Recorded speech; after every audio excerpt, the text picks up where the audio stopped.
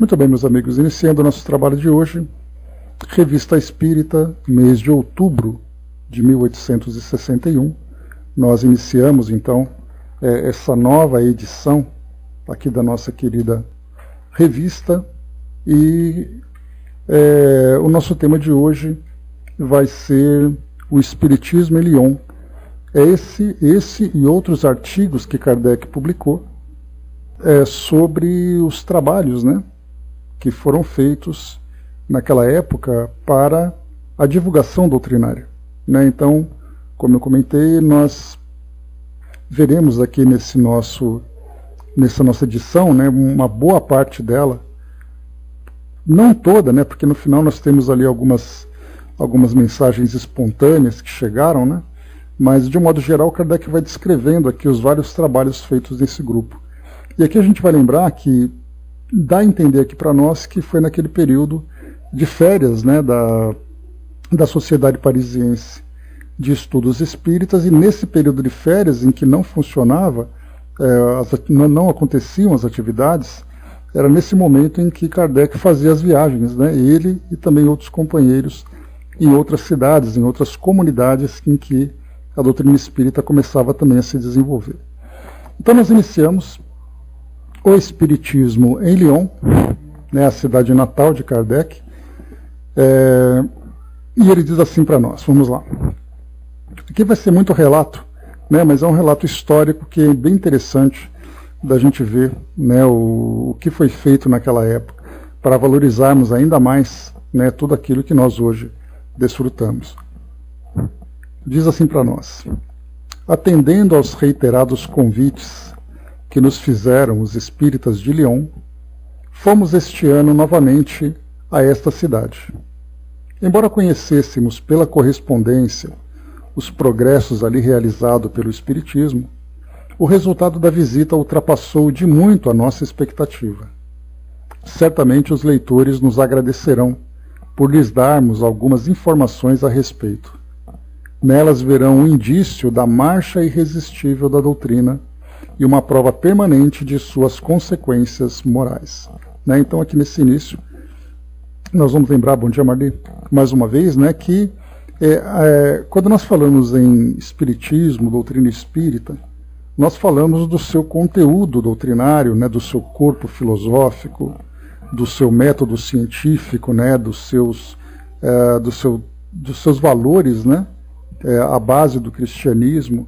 Mas quando nós falamos em movimento espírita, nós falamos da mobilização por parte dos grupos para fazer com que haja essa estrutura, né, de divulgação, essa estrutura de comunicação entre os grupos, até mesmo, de certa forma, administrativa, né? Hoje no Brasil, por exemplo, nós temos hoje a Federação Espírita Brasileira, que encabeça, né, o movimento espírita aqui no Brasil.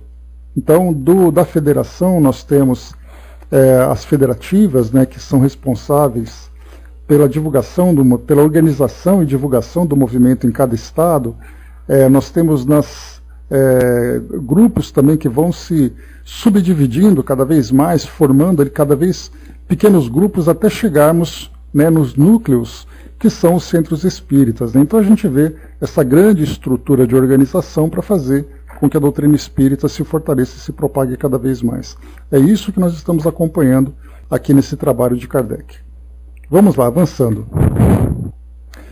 Antes, porém, de falar dos espíritas de Lyon, não devemos esquecer os de Sens e de Mâcon, que visitamos de passagem, e agradecer-lhes a simpática acolhida.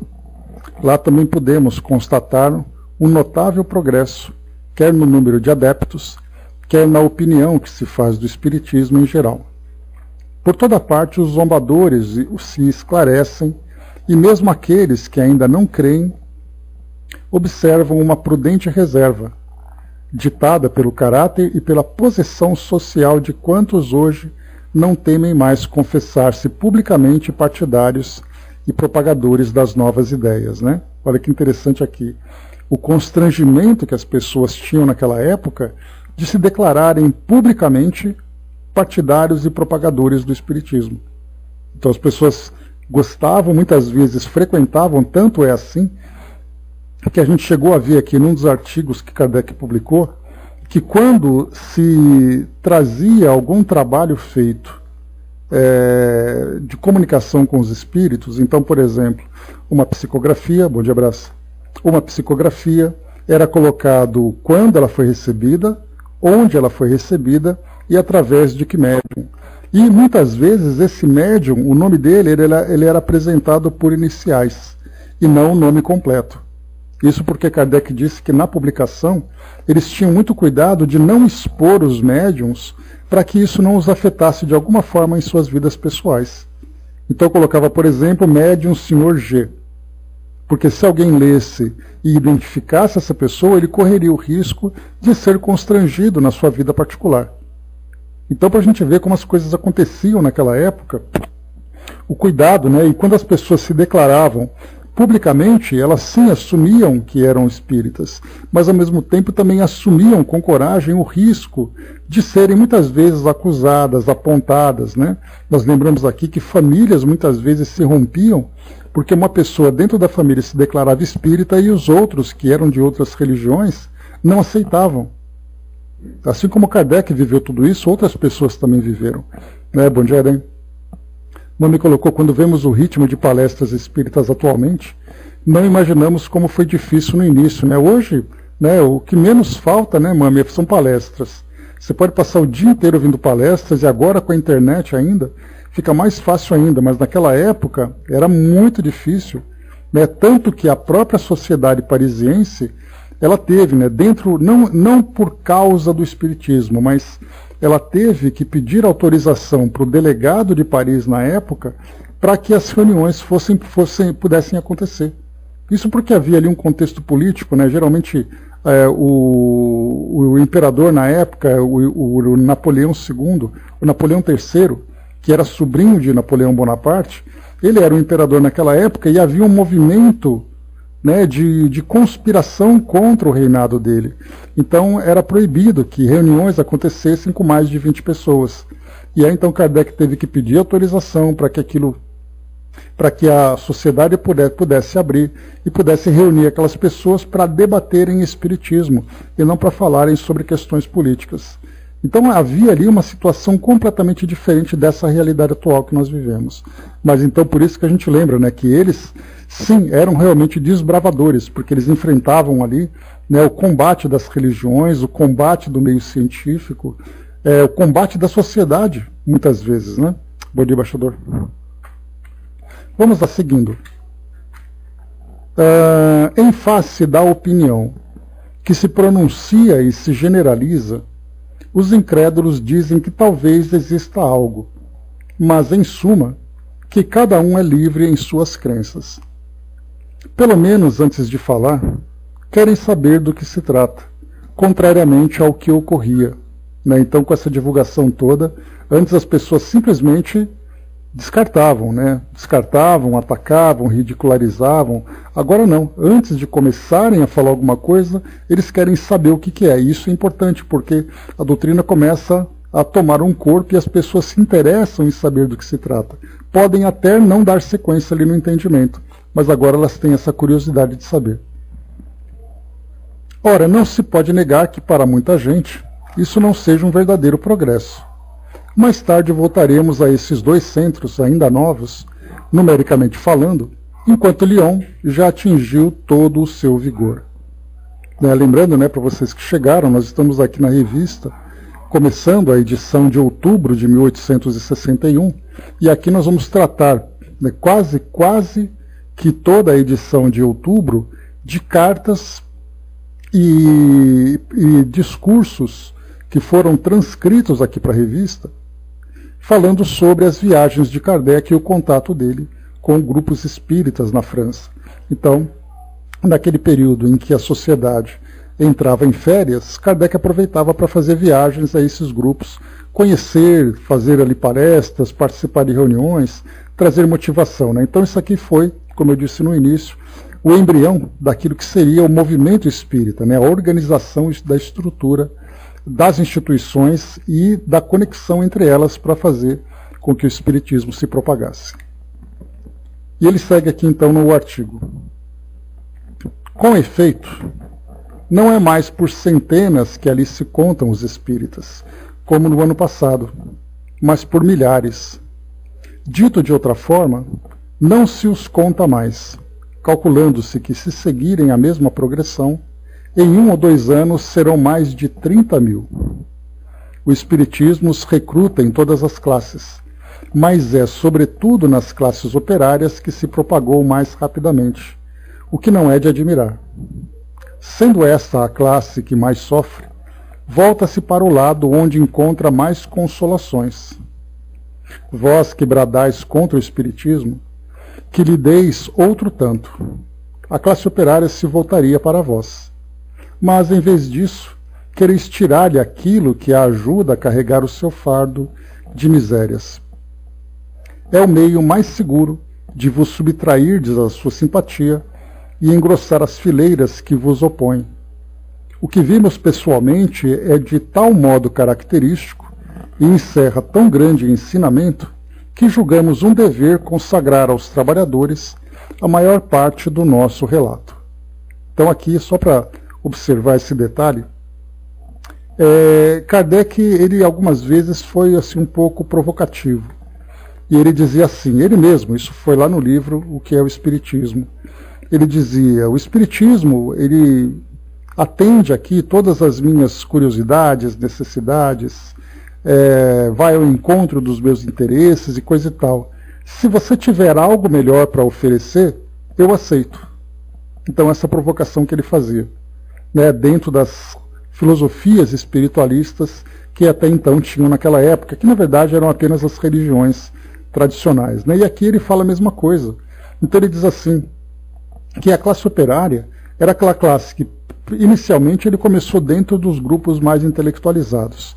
Tanto que, como a gente viu, né, ele apresentava o nome, apresentava a profissão da pessoa, para dizer que aquela profissão mostrava que aquela pessoa era inteligente, que aquela pessoa era influente na sociedade, ela tinha ali uma capacidade intelectual de não se deixar deslumbrar ou se iludir por aquilo que o Espiritismo trazia.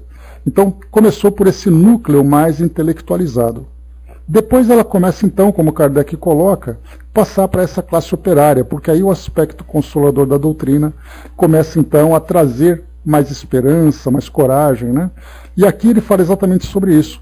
Para aqueles grupos, né, que criticam isso, que criticam a doutrina espírita, ofereça alguma coisa melhor para aquelas pessoas que elas vão em busca desse encorajamento, dessa consolação. Mas não critica por criticar, porque do contrário você está tirando delas aquilo que para elas naquele momento é o sustentáculo. Aquilo que para elas naquele momento dá essa estabilidade, essa segurança. Por isso ele coloca aqui. Sendo essa classe que mais sofre, volta-se para o lado onde encontra mais consolações. Vós que bradais contra o Espiritismo, que lhes deis outro tanto. A classe operária se voltaria para vós. Mas, em vez disso, quereis tirar-lhe aquilo que a ajuda a carregar o seu fardo de misérias. Então é bem bonito isso que Kardec mostra, né? Que ele faz, de novo, ele traz esse desafio, ele faz essa provocação, que você criticar por criticar e não oferecer nada melhor, isso não é nada de importante. Então, se você acha que tem alguma coisa melhor para oferecer, ofereça, porque eles vão em busca, né? Então ele faz isso de uma forma bem nem tanto sutil, né? Até um tanto direta. E ele segue. O ano passado só havia um único centro de reunião, o de Brotô, dirigido pelo Sr. Dijot, chefe de oficina, e sua mulher. Outros se formaram depois, em diferentes pontos da cidade, em Guillotière, em Perrachel, em Croix-Roussé, em Vasse, em Saint-Just, etc., sem contar em um grande número de reuniões particulares. No todo, havia apenas 2 ou 3 médiuns, muito inexperientes, enquanto hoje os há em todos os grupos, em vários de primeira categoria. Só num grupo vimos 5, escrevendo simultaneamente. Vimos também uma jovem, excelente médium vidente, na qual pudemos constatar a faculdade desenvolvida em alto grau. Trouxemos uma coletânea de desenhos extremamente notáveis de um médium desenhista que não sabe desenhar. Pela execução e pela complexidade, rivalizam com os desenhos de Júpiter, embora de outro gênero. A gente lembra, né, aqueles desenhos de Júpiter que Kardec obtinha. Então ele está falando aqui que a beleza e os detalhes, né, se assemelham àquele outro. Mas agora, em vez de falar de uma estrutura de Júpiter, tinha ali um outro tema. Não devemos esquecer um médium curador, tão recomendável por seu devotamento quanto pela potência de sua faculdade. Com certeza os adeptos se multiplicam, mas o que ainda vale mais do que o número é a qualidade. Pois bem, declaramos alto e bom som que não vimos, em parte alguma, reuniões espíritas mais edificantes que a dos operários lioneses, quanto à ordem, o recolhimento e a atenção com que se devotam às instruções dos seus guias espirituais. Ali há homens, velhos, senhoras, moços, até crianças, cuja postura respeitosa e recolhida contrasta com a idade. Jamais perturbaram, fosse por um instante, o silêncio de nossas reuniões, geralmente muito longas. Pareciam quase tão ávidas quanto seus pais em recolher nossas palavras. Isso não é tudo.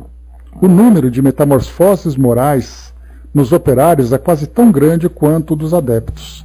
Hábitos viciosos reformados, paixões acalmadas, ódios apaziguados, índoles pacificadas, em suma, desenvolvidas as virtudes mais cristãs, e isso pela confiança, doravante inabalável, que as comunicações espíritas lhes dão de um futuro em que não acreditavam. Para eles é uma felicidade assistir a essas instruções, de onde saem reconfortados contra a adversidade. Também se vêem alguns que andam mais de uma légua com qualquer tempo, inverno ou verão, enfrentando tudo para não perderem a sessão. É que neles não há uma fé vulgar, mas fé baseada em convicção profunda, raciocinada e não cega.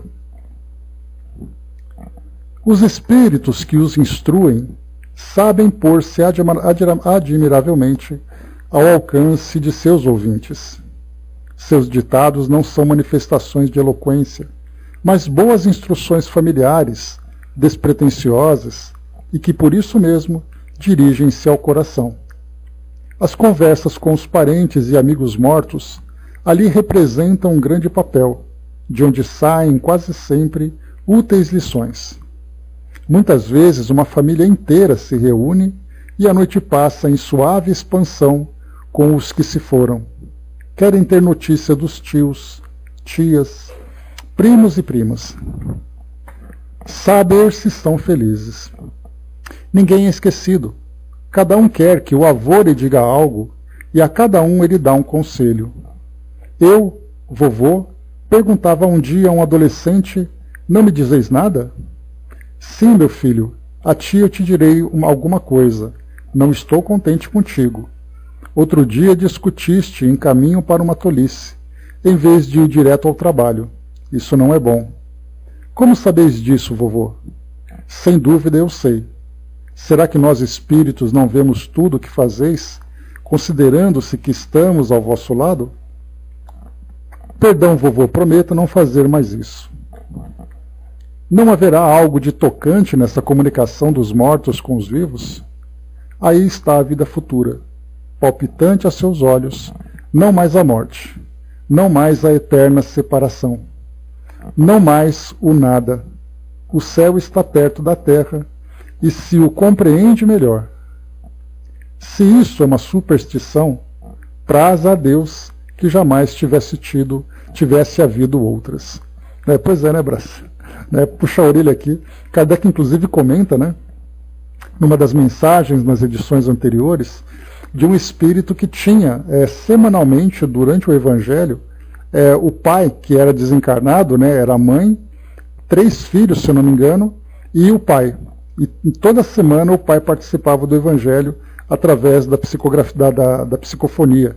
E o pai chamava a atenção das crianças quando iam mal na escola, quando faziam alguma malcriação. Então, o pai desencarnado participava da vida ativa da família. Né? Isso é muito legal da gente ver. E segue.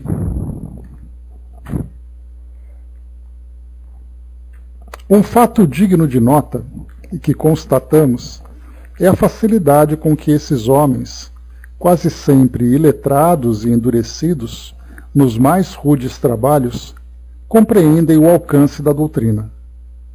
Pode-se dizer que só lhe vem um lado sério. Nas instruções que demos nos diferentes grupos, em vão procuramos excitar-lhes a curiosidade pelo relato das manifestações físicas, embora nenhum só deles tinha visto uma mesa se mover. No entanto, tudo quanto tocava às apreciações morais cativava seu interesse no mais alto grau. Aqui também é bem interessante, porque Kardec comenta que hoje, por exemplo, uma psicografia, uma psicofonia, não é algo que necessariamente interesse. Muitas pessoas gostariam de ver fenômenos físicos, movimentos, materializações, aquela coisa toda, né? Então Kardec comenta aqui que esses grupos, embora não conhecessem esses fenômenos, aquilo que era produzido nessas comunicações inteligentes e das mensagens em si, isso sim era o que interessava ao grupo. Sem aquela curiosidade vazia, sem aquela curiosidade apenas, né, do deslumbramento, mas era ali uma fé realmente fortalecida. Brás lembrou aqui, né, quando eu era criança, o médio de Palmelo, lá em Goiás, dedou o nosso pro meu pai, né, foi aquela bronca. Viu eu e minha irmã brigando no quintal, olha só, né, Brás? Pessoal ali presente, né? A locução seguinte nos foi dirigida quando de nossa visita ao grupo de Saint-Just. Publicamo-la, não para dar satisfação a uma tola e pueril vaidade, mas como prova dos sentimentos que dominam as oficinas de trabalho onde penetrou o Espiritismo, e porque sabemos ser agradável aos que nos quiseram dar esse testemunho de simpatia. Transcrevemo-la textualmente, pois teríamos escrúpulo de lhe acrescentar uma só palavra. Só a ortografia foi emendada. A mãe me colocou: meu avô materno se materializava para mim nos meus 8 aos 12 anos, né? Foi muito consolador. Consolador para uns e pavoroso para outros, né, mami? Porque só o fato, mesmo sendo alguém tão querido assim, só de se fazer presente ali já assusta, né? Para vocês foi muito legal, né? Então isso é bom. Vamos aqui então ao relato. Diz assim: Senhor Allan Kardec, discípulo de Jesus, intérprete do Espírito de Verdade, sois nosso irmão em Deus. Aqui é a carta, né, que recebeu daquele do grupo de Saint-Just, né? Estamos reunidos todos com o mesmo coração, sob a proteção de São João Batista, protetor da humanidade e precursor do grande Mestre Jesus, nosso Salvador. Nós vos rogamos, caro Mestre, que mergulheis vosso olhar no recesso de nossos corações, a fim de que possais vos dar conta das simpatias que temos por vós. Somos pobres trabalhadores, sem artifícios, uma espessa cortina, desde a nossa infância, foi estendida sobre nós para abafar a nossa inteligência. Mas vós, caro Mestre, pela vontade do Todo-Poderoso, rasgais a cortina. Essa cortina, que julgavam impenetrável, não pôde resistir à vossa digna coragem. Ó sim, nosso irmão, tomastes o pesado enxadão para descobrir a semente do Espiritismo que haviam enterrado em granítico terreno e a semeais aos 4 cantos do globo, até mesmo nos pobres quarteirões de ignorantes que começam a saborear o pão da vida. Todos o dizemos do fundo do coração. Estamos animados do mesmo fogo e repetimos todos: glória a Allan Kardec e aos espíritos bons que o inspiraram. E vós, bons irmãos, senhor e senhora de Jô, os abençoados por Deus, Jesus e Maria, estáis gravados em nossos corações para jamais sair, porque por vós sacrificastes os vossos interesses e os vossos prazeres materiais, Deus o sabe. Nós lhe agradecemos por vos ter escolhido para esta missão, agradecendo também ao nosso protetor superior, São João Batista. Obrigado, Sr. Allan Kardec. 1000 vezes obrigado em nome do grupo de Saint Just por terdes vindos entre nós, simples operários e ainda muito imperfeitos em espiritismo. Vossa presença nos causa uma grande alegria em meio de nossas tribulações, que são grandes nesse momento de crise comercial. Vós nos trazeis o bálsamo benfazejo que se chama esperança, que acalma os ódios e reacende no coração do homem o amor e a caridade. Nós nos aplicaremos, caro mestre, em seguir vossos bons conselhos, bem assim os dos espíritos superiores, que tiverem a bondade de nos ajudar e instruir, a fim de nos tornarmos todos verdadeiros e bons espíritas. Caro mestre, tende certeza de que levais convosco a simpatia de nossos corações para a eternidade. Nós o prometemos. Somos e seremos sempre vossos adeptos sinceros e submissos. Permiti, a mim e ao médium, que vos demos o ósculo do amor fraterno, em nome de todos os irmãos e irmãs aqui presentes. Ficaremos muito felizes também, se quisesseis brindar conosco. Vínhamos de longe, tínhamos subido às alturas de Saint Just com um calor sufocante. Alguns refrescos tinham sido preparados em meio dos instrumentos do trabalho. Pão, queijo, algumas frutas, um copo de vinho, verdadeiro ágape oferecido com a simplicidade antiga e um coração sincero. Um copo de vinho. Em nossa intenção, porque essa boa gente não bebe todos os dias, mas era uma boa festa para eles. Ia-se falar de espiritismo. Foi com um prazer imenso que brindamos com eles, e seu lanche modesto aos nossos olhos tinha 100 vezes mais valor que os mais esplêndidos banquetes. Que tenham eles aqui a certeza disso. Alguém nos dizia em Lyon: o espiritismo infiltra-se nos operários pelo raciocínio. Não seria tempo de fazer que penetrasse pelo coração? Certamente essa pessoa não conhece os operários. Seria desejável que se encontrasse tanto coração em todo o mundo. Se uma tal linguagem não for inspirada pelo coração, se o coração nada significa para quem no espiritismo encontra a força de vencer suas más inclinações, de lutar com resignação contra a miséria, de sufocar os seus rancores e animosidades, para quem partilha seu pedaço de pão com um mais infeliz, confessamos não saber onde está o coração. Então aqui Kardec termina esse relato, né, dessa primeira parte, falando sobre essa visita então ao pessoal de Lyon, ao pessoal de Saint Just, né, de onde nós vimos essa comunicação, essa carta, né, que Kardec recebeu. Então ele traz para nós ali um geral, né, uma visão geral sobre essa pequena viagem que ele fez. Mas em especial, como o tema era a visita exatamente em Lyon, agora aqui o próximo artigo, intitulado Banquete oferecido ao Sr. Allan Kardec pelos vários grupos espíritas lioneses em 19 de setembro de 1861. Então aqui Kardec vai trazer para nós aqui um pouco do relato do seu discurso e depois da sua presença, e depois ele vai fazer o discurso.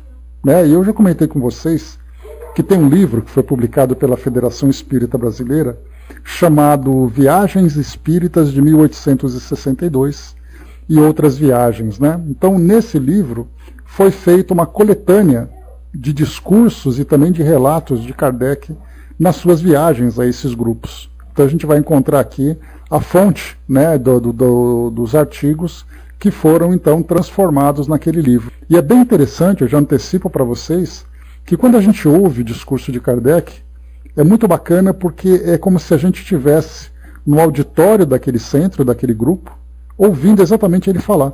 Porque de um modo geral aqui, o que ele coloca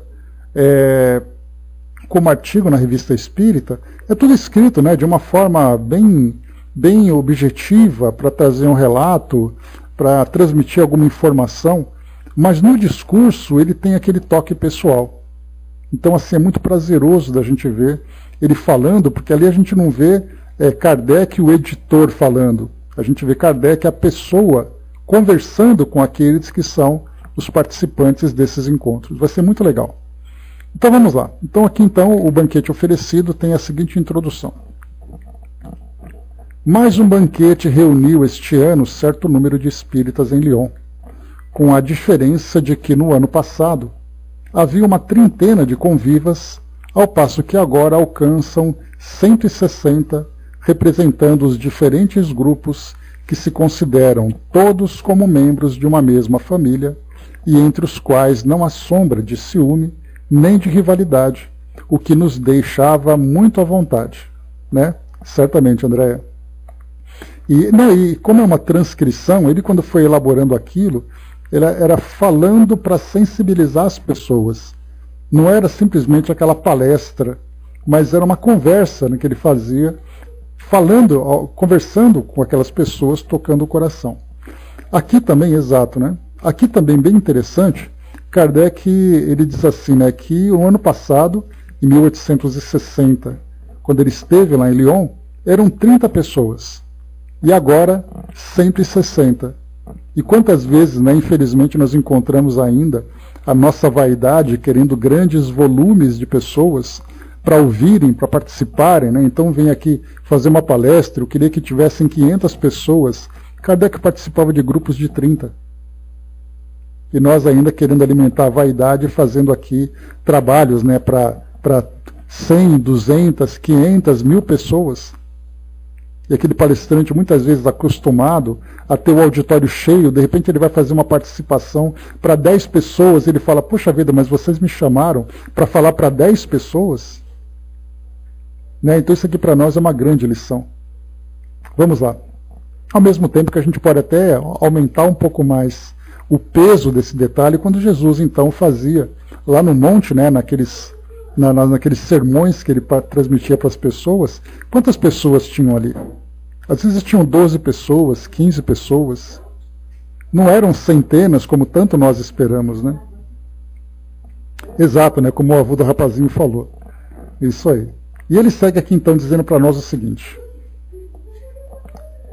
A maioria dos presentes era composta de operários e todos notavam a perfeita ordem que não deixou de reinar um só instante.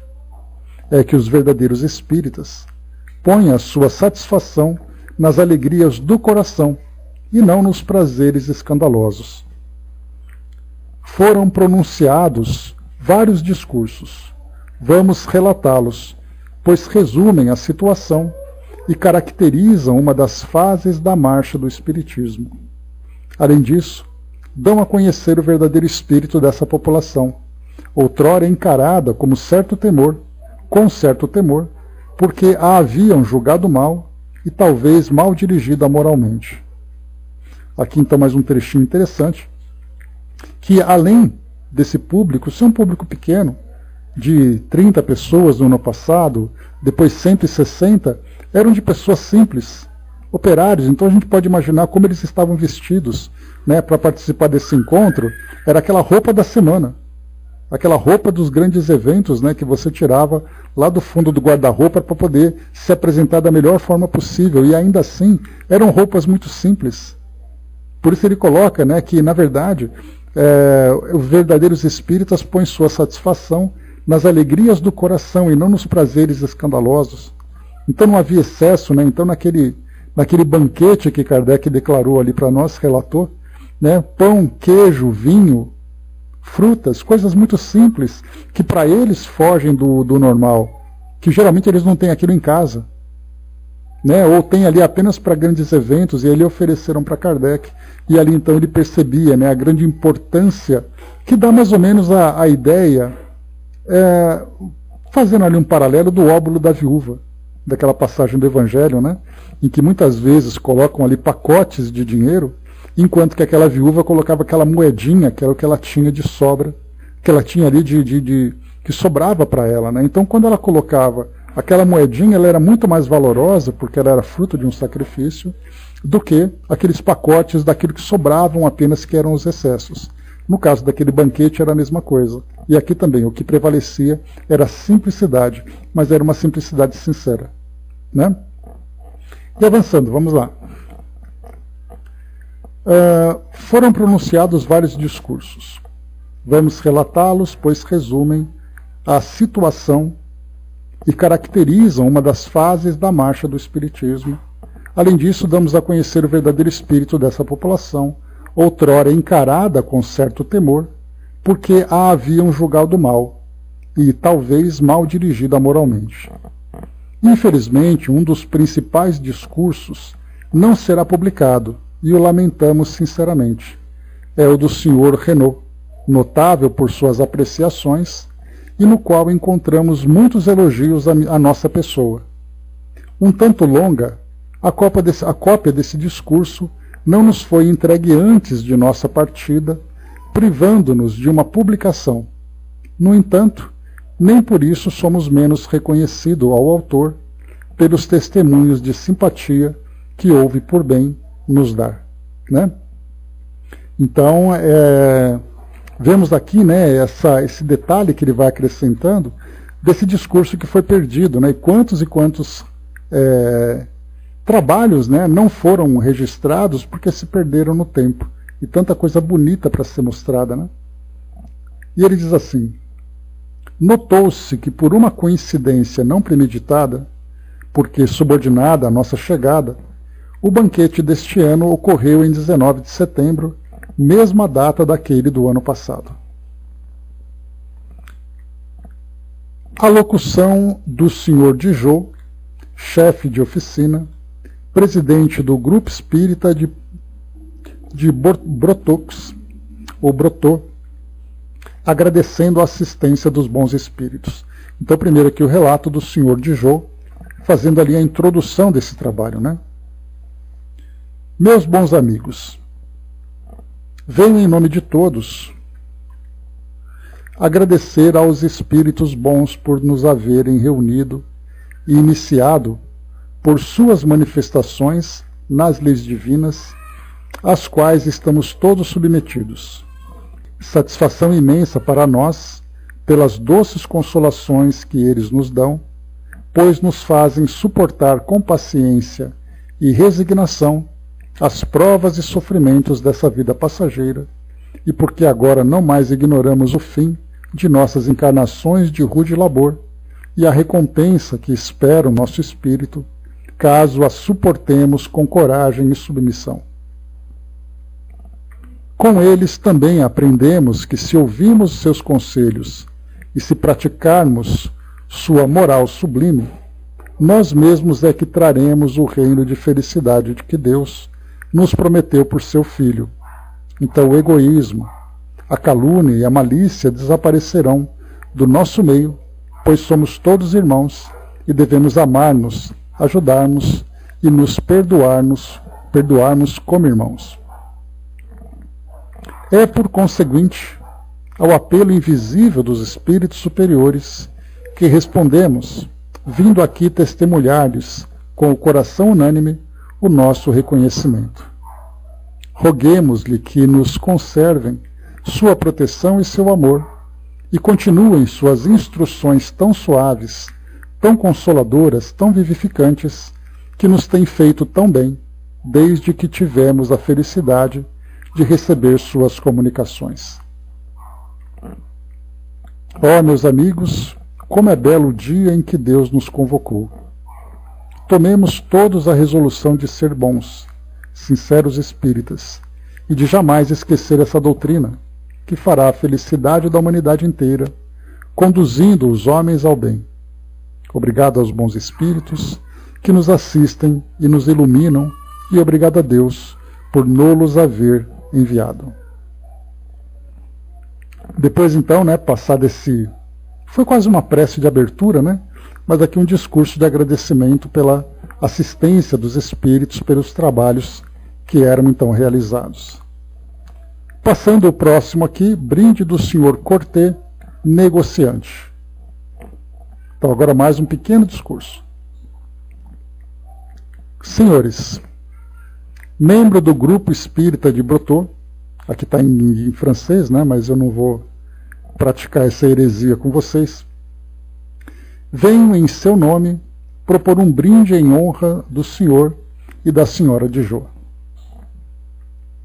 Senhora, cumpro um dever muito agradável, servindo de intérprete de toda a nossa sociedade, que vos agradece por tudo quanto fizestes em nosso favor. Quantas consolações fizestes brotar em nós, quantas lágrimas de ternura e de alegria nos fizestes derramar. Vosso coração, tão bom e tão modesto, não se orgulhou com os vossos sucessos, fazendo aumentar a vossa caridade. Bem sabemos, Senhora, que sois apenas a intérprete dos espíritos superiores que vos estão ligados, como sabemos também, com que devotamento vos desobrigais dessa tarefa. Por vosso intermédio, fomos iniciados nessas altas questões de moral e de filosofia, cuja solução deve trazer o reino de Deus e, por conseguinte, a felicidade dos homens da terra. Também vos agradecemos, Senhora, a assistência que dais aos nossos doentes. Vossa fé e vosso zelo são recompensados pela satisfação que experimentais em fazer o bem e aliviar o sofrimento. Não vos pedimos a continuação de vossos bons ofícios. Ficai certa de toda a nossa gratidão e do nosso eterno reconhecimento.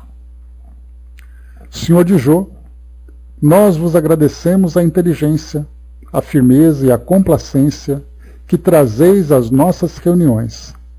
Contamos convosco para continuar essa grande obra, com o concurso dos Espíritos Bons.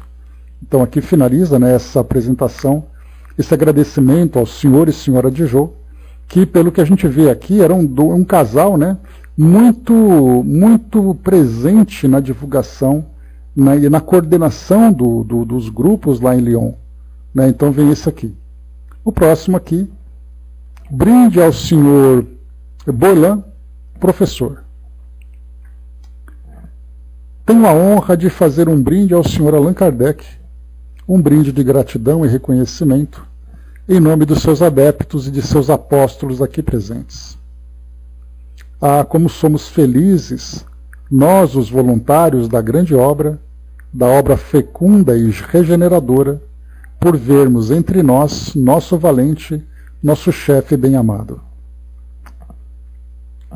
Se experimentamos essa felicidade, é preciso reconhecê-lo, é que o favor especial que hoje nos é concedido é daqueles que não se esquecem, que jamais são esquecidos. Oh, qual é o soldado, por exemplo, que não se recordaria com o mais vivo ardor de que seu general quis unir-se a ele para partir o mesmo pão, a mesma mesa? Pois bem, nós também, caro mestre, somos vossos soldados, vossos voluntários, e por mais alto tenhais plantado o vosso estandarte, não nos compete defendê-lo, pois que ele não o necessita, mas sim fazê-lo triunfar por uma prudente e fervorosa propagação. Essa causa, na verdade, é tão bela, tão justa, tão consoladora. Vós nolo provaste tão bem em vossas obras, tão cheias de erudição, de saber, de eloquência. Ah, nós todos reconhecemos, lá estão páginas do homem inspirado pelos espíritos puros, pois cada um de nós compreendeu, ao beber da fonte do vosso consciencioso trabalho, que todos os vossos pensamentos eram outras tantas emanações do Altíssimo. Depois, caro mestre, se acrescentamos que vossa missão aqui é santa e sagrada, é porque sentimos, pelo socorro de vossas luzes, a centelha fluídica que liga os mundos invisíveis e visíveis que gravitam na imensidade. Assim nossos corações batem em uníssono com o mesmo amor para convosco. Recebei aqui a sua expressão viva, sincera e profunda. a voz de todo o coração, a voz de toda a nossa alma. Então aqui termina, né, as apresentações, os brindes, as homenagens, né, e agora vem o discurso de Kardec. Então, como eu falei para vocês, né, deixa eu só pegar aqui o tamanho. 1, 2, 3, 4, 5, 6, 7, 8 páginas, 9 páginas. Vamos tentar aqui fazer o que dá. Aqui então, só um instantinho. Vamos lá. Então, o discurso de Kardec agora, né? Observem então, né, o modo como ele fala com as pessoas. Isso é muito bonito. Senhoras e senhores, todos vós, meus caros e bons irmãos no Espiritismo, se há circunstância em que se pode lamentar a insuficiência de nossa pobre linguagem humana, é sem dúvida quando se trata de exprimir certos sentimentos. Tal é no momento a minha posição.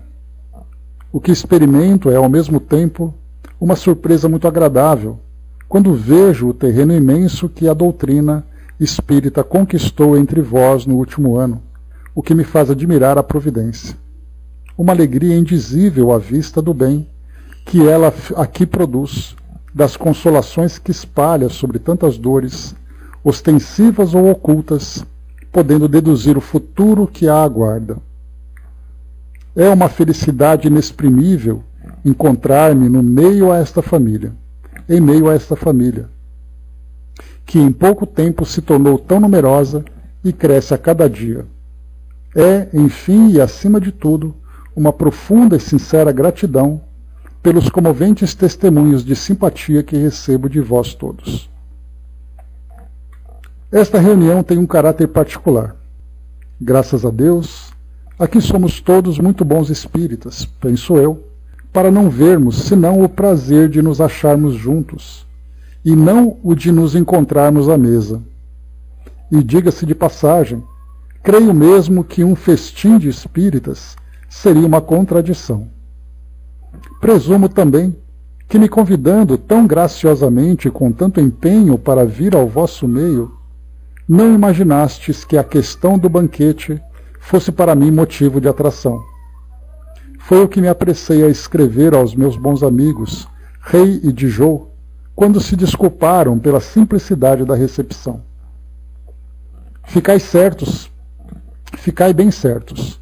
O que mais me honra nessa circunstância, aquilo de que posso com razão estar orgulhoso, é a cordialidade e a sinceridade do acolhimento, o que raramente se encontra nas recepções aparatosas, pois aqui os rostos não estão mascarados.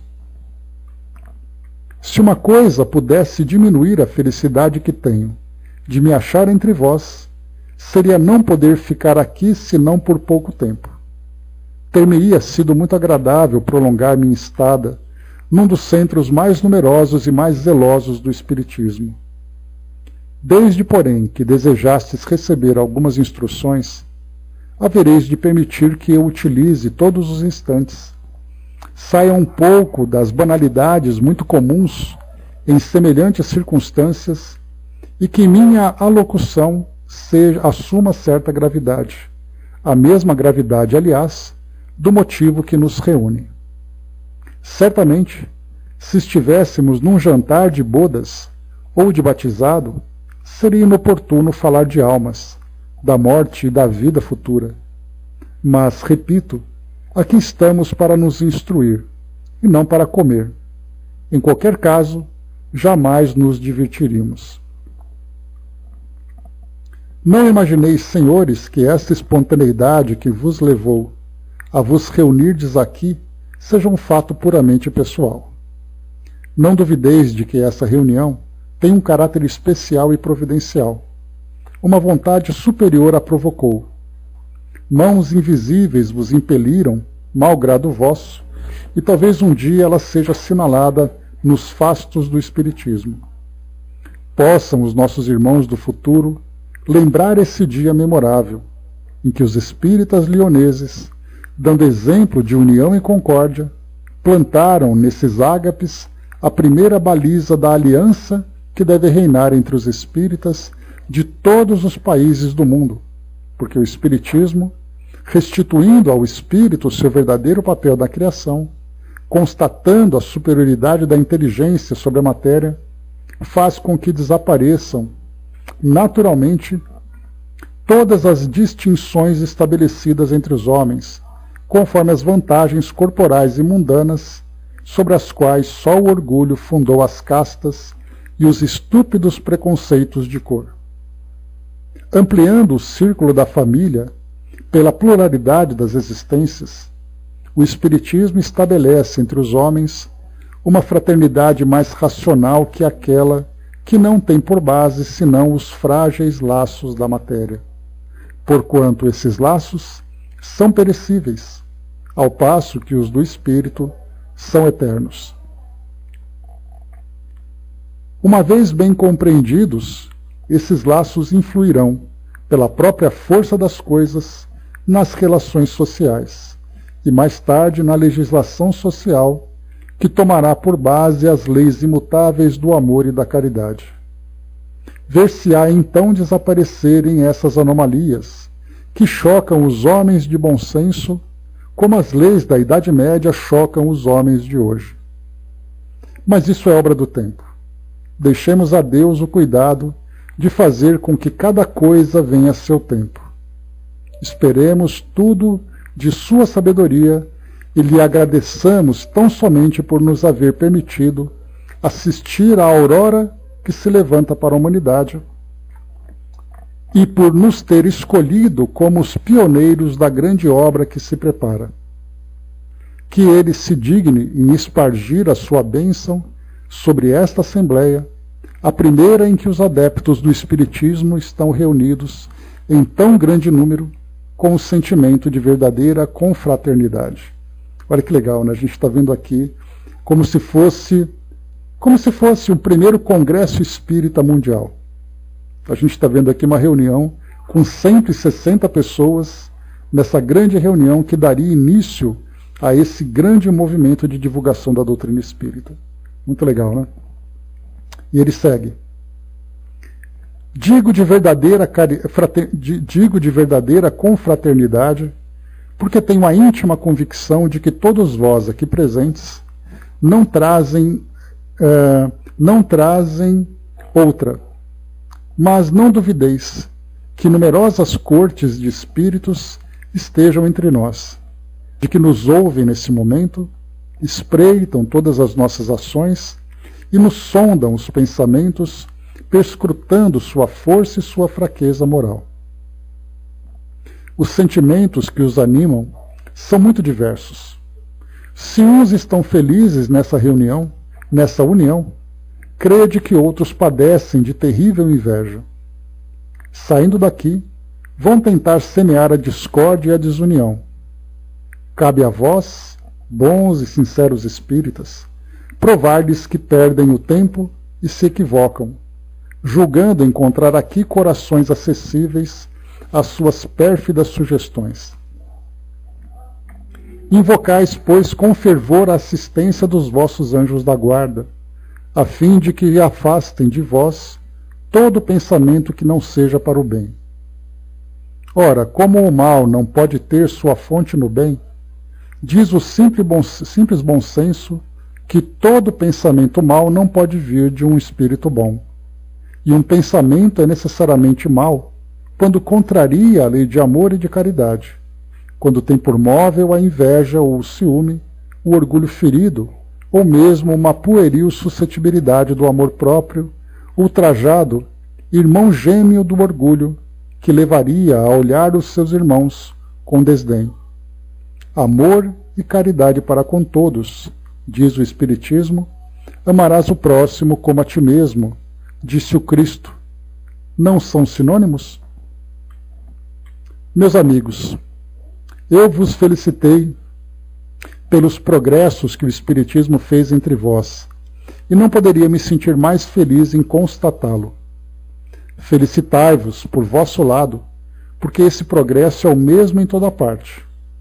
Sim, este último ano viu o espiritismo crescer em todos os países, numa proporção que ultrapassou todas as expectativas.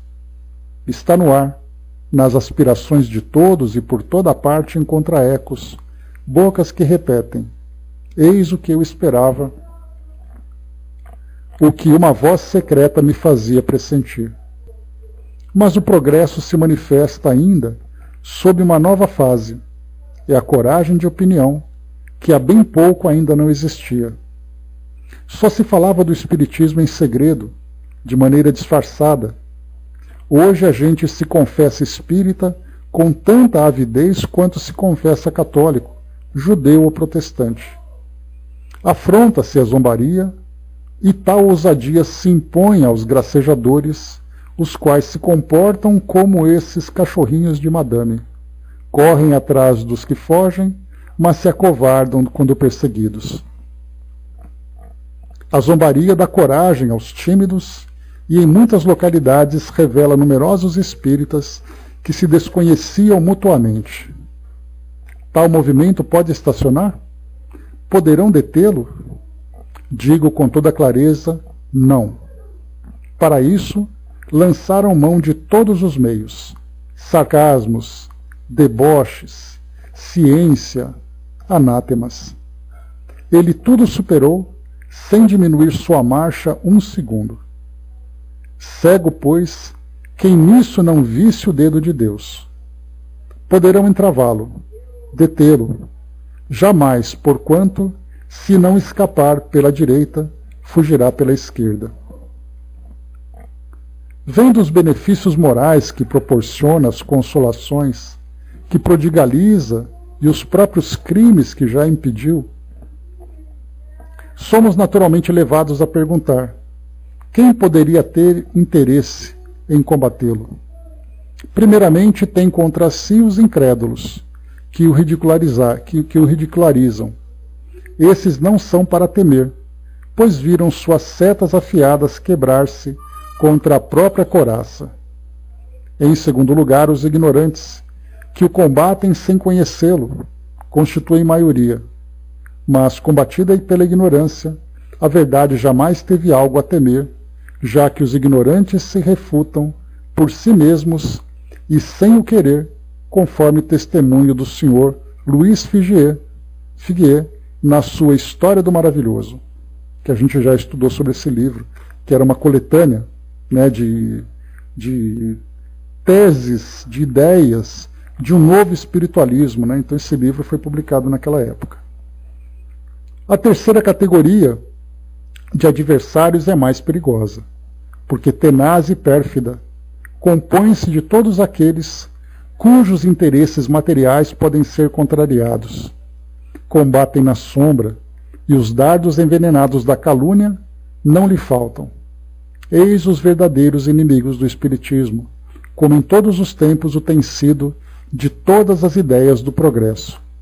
São encontrados em todas as fileiras, em todas as classes da sociedade. Levarão a melhor? Não, desde que não é dado ao homem opor-se à marcha da natureza, e o espiritismo está na ordem das coisas naturais. Mais cedo ou mais tarde, terão de tomar-lhe o partido e aceitar o que for aceito por todos. Não o vencerão. Eles é que serão vencidos. Pessoal, a gente para por aqui, tá, nessa parte do discurso de Kardec, que tem um longo trecho pela frente ainda, porque aqui ele acrescenta agora uma nova, ele pega um novo raciocínio, né, para falar aqui para nós sobre os trabalhadores, né, as classes laboriosas, que são aquelas pessoas mais simples, mais humildes. Então, primeiro ele vai falar sobre os cuidados, né, ele falou aqui para nós sobre os cuidados que se precisa ter contra aqueles que desejam deter o espiritismo. Falou das influências dos espíritos, falou daqueles que zombavam, ridicularizavam, falavam daqueles que tinham dúvidas, que não conheciam, que mostravam ignorância com relação a esse assunto, e falou daqueles que eram mais astutos, que agiam de uma forma muito mais sombria. Esses eram verdadeiros inimigos do espiritismo. E aqui agora ele coloca como introdução aqui dessa nova parte: Um novo elemento veio juntar-se à legião dos espíritas, o das classes laboriosas. Então a gente vai falar sobre esse trecho aqui no nosso próximo encontro, para a gente não esticar, né? Porque é gostoso a gente ir com calma, né? Lendo aqui direitinho, e não atrapalhar aqui a nossa rotina, não atrapalhar o nosso horário. Tá? Então a gente para por aqui, na próxima sexta a gente continua, né? Dando ali a continuidade. Né? E como eu falei para vocês, é gostoso ouvir Kardec falando, né? Então geralmente a gente vê ele escrevendo coisas, tratando, né? Mas quando a gente ouve ele conversando, dá para nós um sentido diferente. E eu senti isso quando eu li esse livro, né, que eu recomendo para vocês, Viagem Espírita de 1862. Porque ali tem vários discursos dele.